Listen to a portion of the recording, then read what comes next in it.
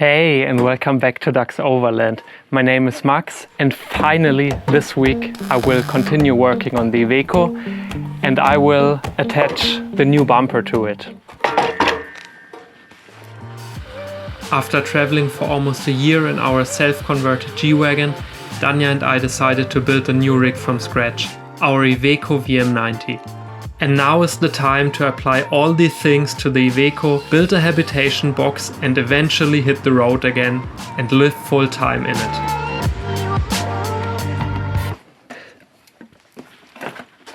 For almost 5 weeks I worked on our G-Wagon now because it didn't pass inspection, and this pile of shit is the result. I'll quickly show you, but I'm almost done. So here are the inner fenders. I applied some sealant and it needs maybe 1 or 2 more rounds of paint, but that is done. And now to the G.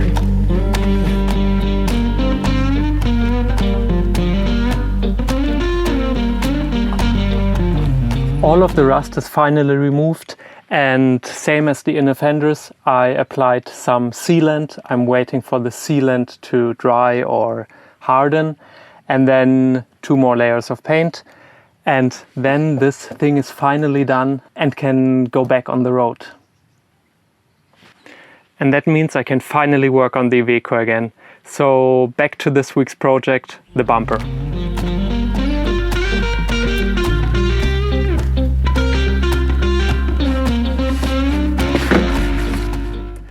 This is 4mm sheet metal, and I will build brackets out of this.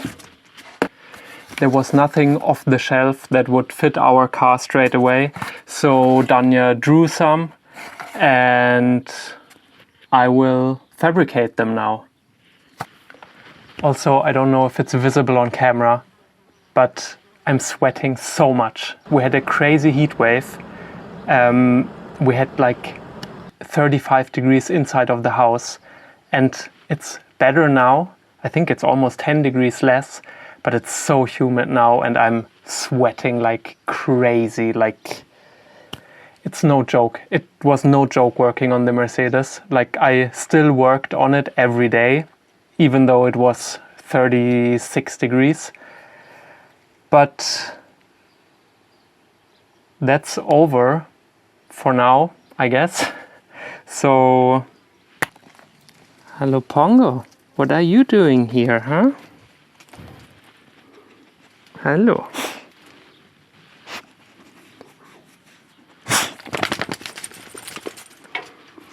He's actually not allowed back in here because of shards on the ground or splinters, but sometimes he visits me, and it's a nice visit.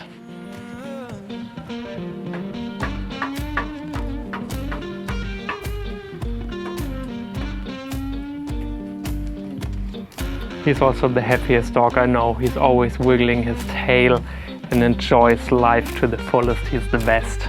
But now to the Iveco, I'll show you.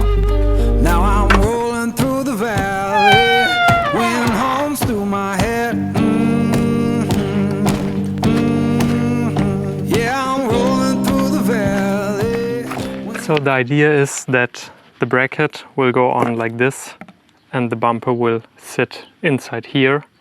And the problem why we can't use the original brackets is this piece, and we need to leave it on for now. I think we will remove it later, but for now we need to leave it on. But because of this, we can't use the holes on the bottom here, and on those holes you usually have the bracket for the original bumper. We thought about a lot of other solutions with the bumper, or like those foldable things, I don't know what they are called. But now our idea, or why we decided on that kind of bumper, was to kind of keep it as close as possible to the wheels, so it will sit down here basically, and therefore we will keep a nice angle in the back. because everything else that moves further to the back will decrease that angle. So that was our main idea, and those bumpers are quite cheap. So this place where we will attach it now will be according to the laws with regards to the distance to the back axle and also the height to the road. So that's basically the main concerns, and I think with the way we will do it now, it will make every inspector happy. It's so freaking hot here without the shade. Let's get back into the workshop. You can't tell my woman I'm gone. But one thing that annoys me so much about those rules with the bumper is it is only allowed to have a maximum height of, I think, 55 centimeters from the road. But those 55 centimeters are the number for a car without a load. And now the Iveco doesn't have any load on the back at all. And it's not its intended use to be like that. So once there will be some weight on it, it will come down like 10 or 15 centimeters. So that means I will build a bumper now for inspection, or the brackets. And once we have the box, I will build new brackets again, because we would lose 10 to 15 centimeters with the bumper in ground clearance, because the car will come down. It's crazy annoying.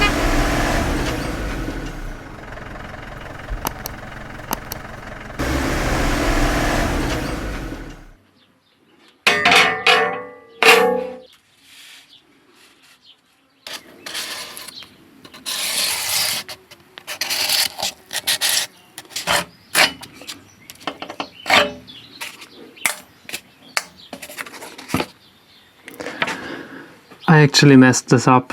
I will continue with it tomorrow. I'm super hungry, it's getting late, and I can't think straight anymore.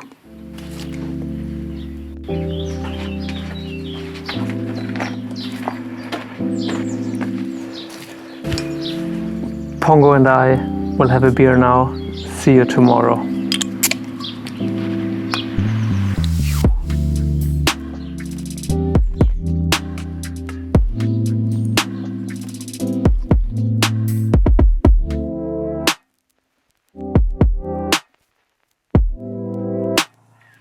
Insane thunderstorm last night, but it's nice and cool now. So let's continue with the brackets.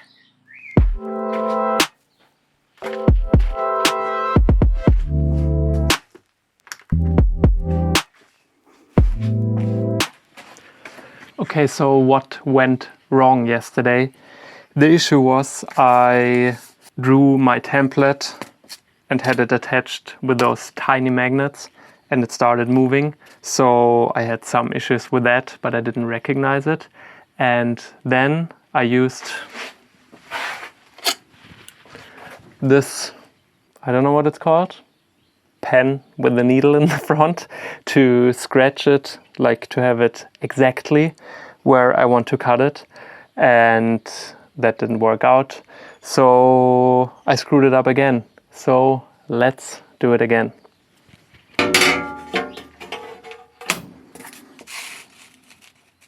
Big magnet.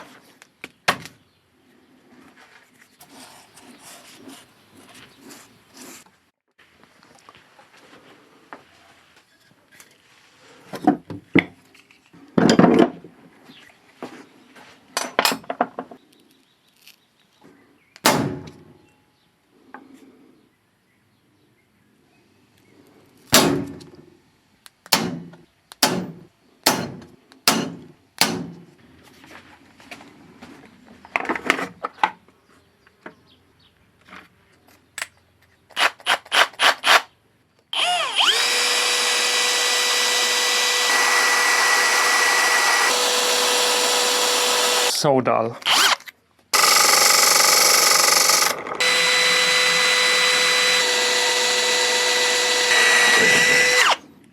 So much better.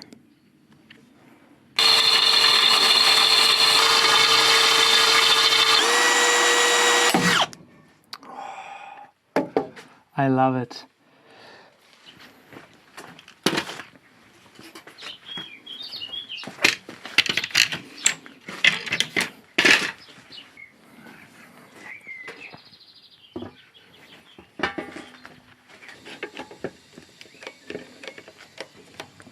So we'll use the plasma cutter. I'm really curious how it will go because I've never used it for any precise cuts. It was more like cutting stuff off the car in places that I couldn't reach with the angle grinder. So that will be a first for me, and I hope that I won't mess up this nice piece of metal and get nice clean cuts.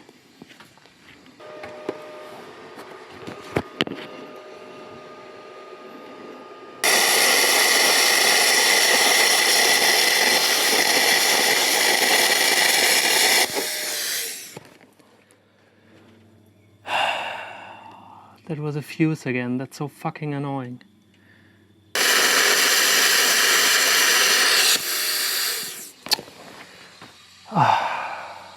It's so annoying.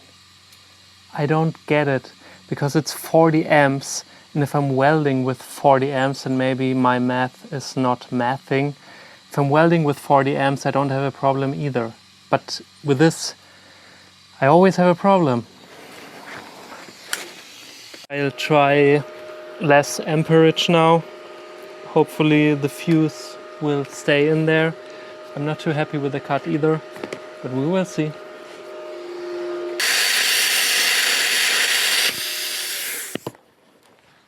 Oh man.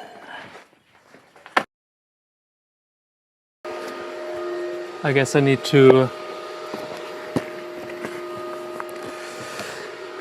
to use the angle grinder if it doesn't work. I went lower with the amperage. Hopefully it will work now.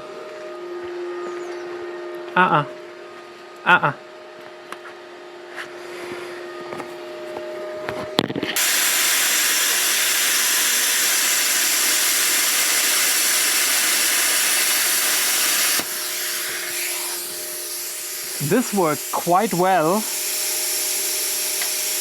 I watched a few tutorials before and they said never adjust the amperage, just do it with the speed. And I think this looks so much better with lower amperage. So, no idea. I guess if you are really good in it, you probably just do it by adjusting the speed. But I'm not really good at it. So I need to adjust the amperage, I guess.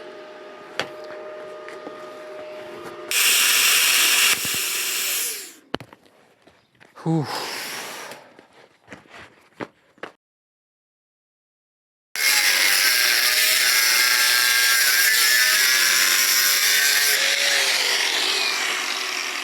This was not as time-saving as I thought it would be, but I guess it can only get better.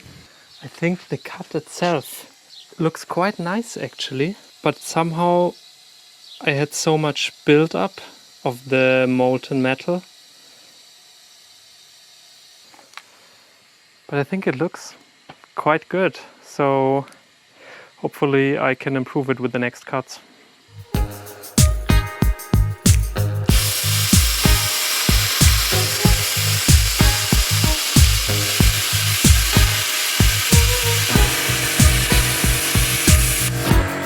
This looks quite nice. I'm not completely through yet, but this looks good.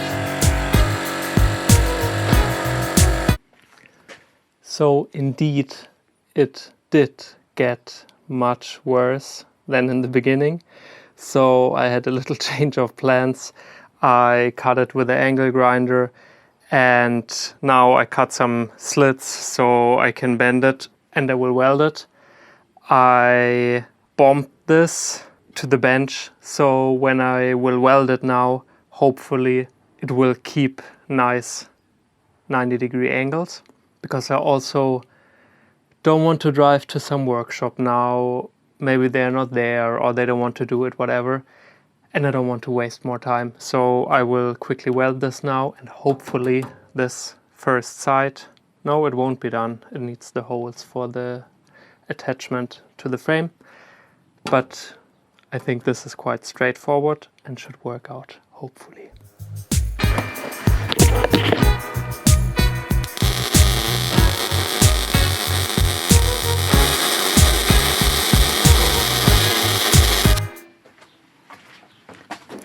I forgot to finish filming yesterday, so I finished the first bracket and I had so much trouble with using the plasma cutter.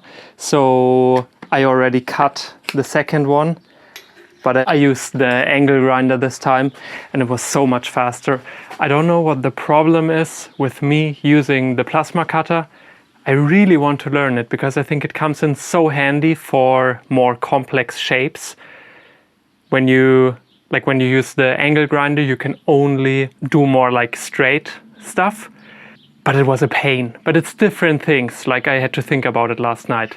It is the stupid compressor, like the whole box on top of it, like I don't know what it's called, the regulator or whatever, like with the thing that is handling everything, like the pressure and turning it off and whatever.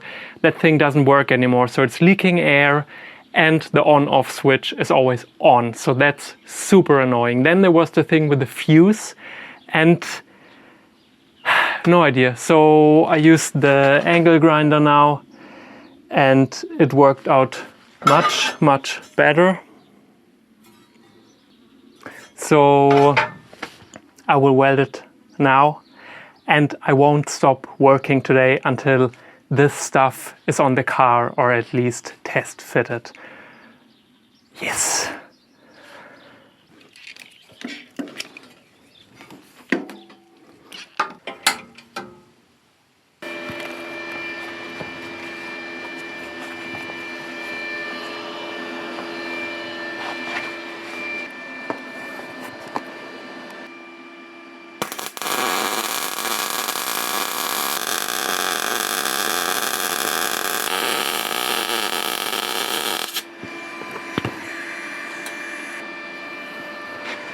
I just put on a new screen on the helmet and it's crazy how much I can see. It never looks that bad from the outside, but when you have a new one in there, at least for me, it's crazy. I see so much while welding.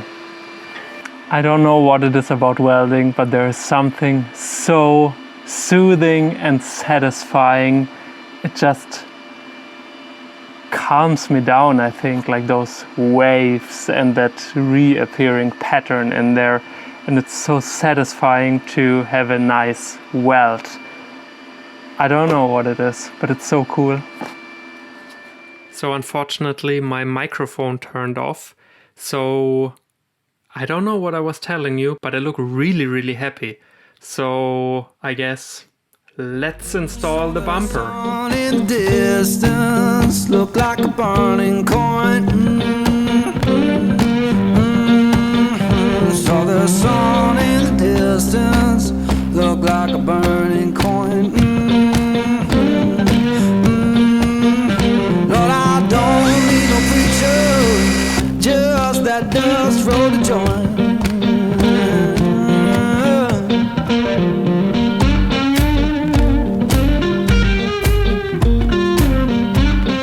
So I didn't break my promise.